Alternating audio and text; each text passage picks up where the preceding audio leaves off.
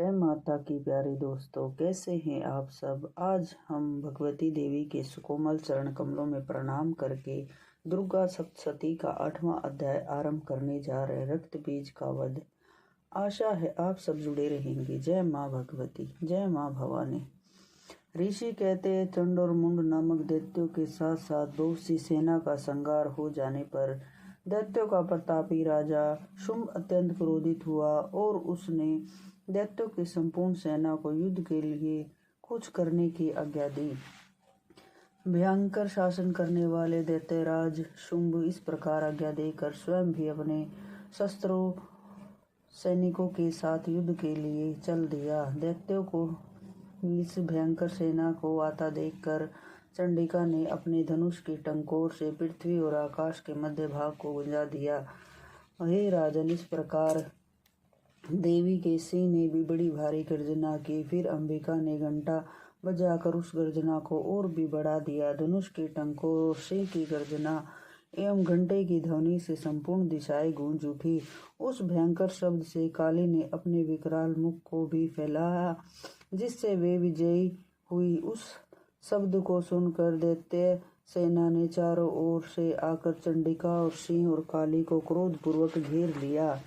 हे राजन, उसी समय असुरों के विनाश तथा देवताओं के उत्थान के लिए ब्रह्मा, शिव, कार्तिकेय, विष्णु तथा इंद्र आदि देवताओं की शक्तियां, जो अत्यंत पराक्रम और बल से संपन्न थी, उनके शरीर से निकलकर उन्हीं के रूप में चंडिका देवी के पास आ पहुंची। जिस देवता का जैसा स्वरूप था, जैसे आभूषण थे तथा जैसा वाहन था, उन्हीं वस्तुओं से संपन्न होकर वह देव शक्तियां शत्रुओं से युद्ध करने के लिए आई। तदनंतर उन देव शक्तियों से घिरे हुए महादेव जी ने चंडिका से कहा, मेरी प्रसन्नता के लिए तुम शीघ्र ही उन असुरों का संहार करो। तब देवी के शरीर से भयंकर उग्र रूप धारण करे हुए चंडिका प्रकट हुई, जो करोड़ों सैकड़ों गिदड़ियों की भांति आवाज करने वाली थी। उन अपराजिता देवी ने धूमिल जटाओं वाले महादेव जी से कहा, भगवान, आप शुंभ निशुंभ के पास दूत बनकर जाइए और अति घमंडी शुंभ और निशुंभ तथा अन्य असुरों को युद्ध के लिए या वहां उपस्थित हो उनसे कहना कि हे असुर, यदि तुम जीवित रहना चाहते हो तो पाताल लौट जाओ। इंद्र को तीनों लोकों का राज्य मिल जाएगा और देवता यज्ञ भाग का भोग करेंगे। यदि तुम्हारे मन में बल का अभिमान हो और युद्ध की अभिलाषा हो तो आ जाओ, तुम्हारे मांस से मेरी योगिनियां तृप्त होंगी। क्योंकि भगवती ने भगवान शिव को अपना दूत नियुक्त किया था, इस कारण वे जगत में शिवदूती के नाम से विख्यात हुई।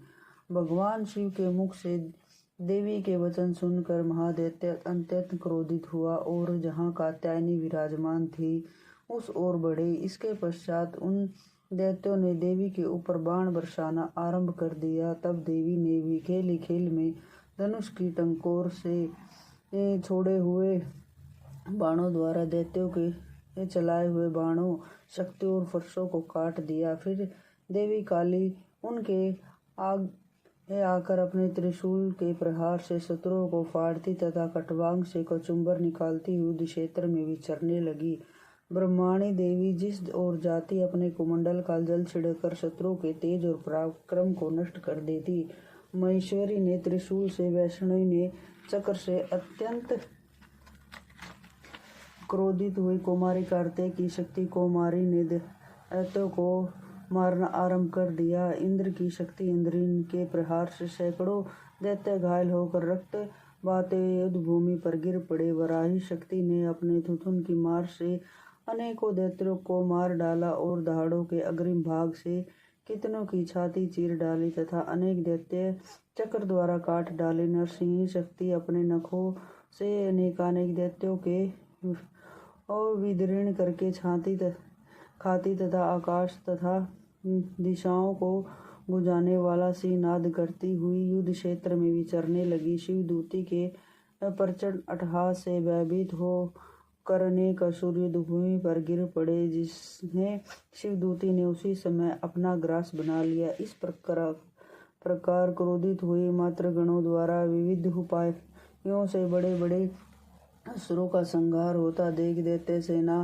भाग खड़ी हुई। तब दैत्य सेना को युद्ध से भागते देखकर रक्तबीज नामक महान दैत्य कुपित होकर युद्ध के लिए आगे बढ़ा। उसके शरीर से रक्त की जितनी बूंदें गिरती तब उसी के समान शक्तिशाली अन्य महादैत्य पृथ्वी पर पैदा हो जाते। वह महाअसुर रक्तबीज गदा हाथ में लेकर इंद्र की शक्ति से युद्ध करने लगा।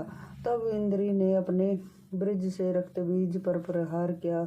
ब्रज से घायल होने पर उसके शरीर से रक्त बहने लगा, जिससे उसी के समान पराक्रमी योद्धा उत्पन्न होने लगे। उनके शरीर से रक्त की जितनी बूंदें गिरती उतने ही दैत्य और पैदा हो जाते। ये रक्तबीज के समान ही वीर्यवान, बलवान तथा पराक्रमी थे। रक्त से पैदा हुए ये दैत्य अत्यंत भयंकर अस्त्र शस्त्रों से मातृगणों पर प्रहार करते हुए घोर युद्ध करने लगे। पुण्य इंद्र ने ब्रज प्रहार से उसको आघात किया, इससे रुधिर बह उठा। तब हजारों पुरुष उस रक्त से उत्पन्न हो गए। वैष्णवी शक्ति ने चक्र से उसे मारा। इंद्र ने गदा से उस महासुर को प्रताड़ित किया, जिससे हजारों उसी के समान महासुर पैदा हो गए। कुमारी ने शक्ति से, वराही ने तलवार से, महेश्वरी ने त्रिशूल से महादैत्य रक्तबीज को घायल किया। तब महादैत्य रक्तबीज ने क्रोध में भरकर गदा से सभी मात्र शक्तियों पर पृथक पृथक प्रहार किया। शक्ति तथा शूल आदि से अनेक प्रकार आहत होने पर उसके शरीर से जो रक्त की धार गिरी, उससे भी सैकड़ों असुर उत्पन्न हो गए। इस प्रकार उस महादैत्य के रक्त से उत्पन्न हुए असुरों द्वारा संपूर्ण जगत व्यतीत हो गया। देवता भयभीत उठे। देवताओं को उदास देखकर चंडिका ने शीघ्रतापूर्वक काली से कहा, हे चामुंडे, तुम अपने मुख को और फैलाओ और मेरे शस्त्र के आघात रक्तबीज के शरीर से गिरे रक्त बूंदों को और उसे पैदा हुए महादैत्यों का भक्षण करती हुई तुम रण में विचरो। ऐसा करने से उस दैत्य रक्त बीज क्षीण हो जाएगा और वह दैत्य स्वयं भी नष्ट हो जाएगा और अन्य नए दैत्य उत्पन्न भी नहीं हो सकेंगे। इस प्रकार कहकर चंडिका ने त्रिशूल से रक्त बीज को मारा और काली ने उसके मुख का रक्त अपने मुख में ले लिया। तब उसने चंडिका पर गदा से प्रहार किया, परंतु उस गदा से देवी को जरा भी आघात नहीं पहुंचा। रक्त बीज के आज शरीर से जितना रक्त गिरा, चामुंडा ने उसे अपने मुख में ले लिया। रक्त गिरने से काली के मुख में जितने महादैत्य उत्पन्न हुए उन्हें भी उन्होंने चबाकर उनका रक्त पी लिया। तब देवी ने ब्रज, बाण, खड्ग आदि से रक्त बीज को मार डाला। हे राजन, इस प्रकार शस्त्रों से आघात तथा महादैत्य रक्त बीज रक्तहीन होकर पृथ्वी पर गिर पड़ा। हे नरेश, इससे देवता अत्यंत प्रसन्न हुए और मातृगण उनके रुधिर पान में मद से उन्मत्त होकर नृत्य करने लगे। बोलो भगवती मैया की जय, महाकाली मैया की जय, शेरा वाली माता की जय।